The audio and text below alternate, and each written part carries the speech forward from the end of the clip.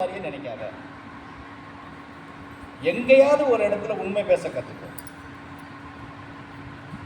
எப்படி உண்மை பேச கற்றுக்கோ. உண்மை பேச கற்றுக்கோ. உண்மை பேசினா தான் எங்கேயாவது ஒரு இடத்துல உனக்கு பாதுகாப்பு கிடைக்கும். இல்லைன்னா இல்லை, எல்லாம் கைவிரிச்சிடுவாங்க. கை விரிச்சதுக்கப்புறம் என்ன செய்வ? நீ அந்த இடத்துல தானே ஆடிட்டு கிடக்கணும், பொத்துன்னு கீழே விழுந்துருவி. இல்லை, பயம்ங்கிறது வேற, ஆனால் மறைக்கிறதுங்கிறது வேற. புரிஞ்சதா? பயம் கூட நான் என்ன சொல்றேன்னா, நேரில் பயப்படுங்கிற அவசியம் இல்லை, அகத்துக்குள்ள வச்சுக்க பயத்தைங்கிறேன். பயப்படுறோம்னு அப்படி நடிக்கணும், அது நடிப்புன்னு சொல்லுவேன். தைரியமா நில்லு, நிமிர்ந்து நில்லு. வார்த்தை பேசும்போது தன்மையோட பேசு, நாவடக்கத்தோட பேசு, பணிவோட பேசு, பாசத்தோட பேசு. அதுதான் மரியாதை, மதிப்பு. பயம் முன்னாடி நின்று அப்படியே நின்றுட்டு அவங்க கிடக்கிறான் முனியாடி அப்படின்னா, அவங்க கிடக்கிறா புரிஞ்சு மகன் அப்படின்னா, இதுக்கு பேர் பயமா? சொல்லு பார்ப்போம். பொம்பளையாக இருந்தால் இன்னொரு விதமாக சொல்லுவாள். கிராமத்தில் இன்னும் அது செடியாண்டிம்பாங்க, செடிம்பாங்க, பெரிய வரிசையாக சொல்லிட்டே போகலாம். புரியுதா? அதுக்கு பேர் பயம் கிடையாது. சொல்கிறேன் இல்லையா, நிற்கணுமா, தன்னடக்கத்தோடு நிற்கணுமா, நில்லு, நிமிர்ந்து நில்லுங்கிறேன். குனியாது. நீ அடிமையா? குனியல். யாருக்கு யாரும் அடிமையெல்லாம் கிடையாது. பெண்ணுக்கு ஆண் அடிமையும் கிடையாது, ஆணுக்கு பெண்ணும் அடிமை கிடையாது. பெண்ணும் ஆணும் என்ன போல பரதேசிக்கு அடிமையும் கிடையாது. எப்படி அடிமை கிடையாது, என்ன போல பரதேசிக்கு அடிமையும் கிடையாது. மரியாதைன்னா மரியாதையை வச்சுக்க. இப்போ எப்படி நீங்கள் எல்லாம் இருக்கும்போது எல்லாம் என்னுடைய குழந்தைங்க, என் வீட்டு பிள்ளைங்க.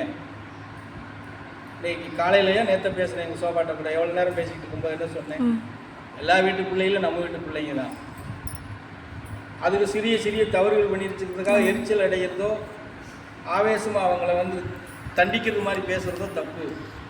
கோவம் வந்தாலும் கூட அரவணைப்போட பேசணும். அவ பேசிகிட்டு இருந்தேன்னா,